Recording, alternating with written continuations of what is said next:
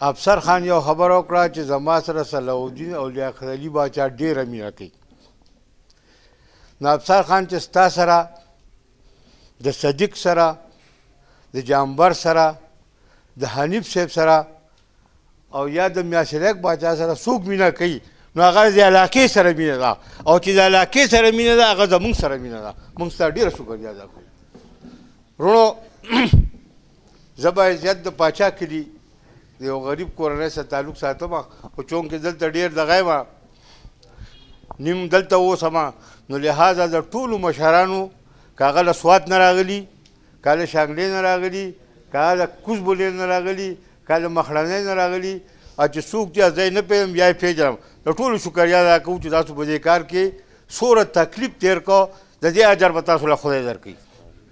او انشاءالله تعالی د خدای نه امید ساتم چې دا کومه روغه په جومات کې وشوه انشاءالله دا روغه په روغه کې لکه د میاشلیک د خبرې چې دی به د وروڼو په شان اوسي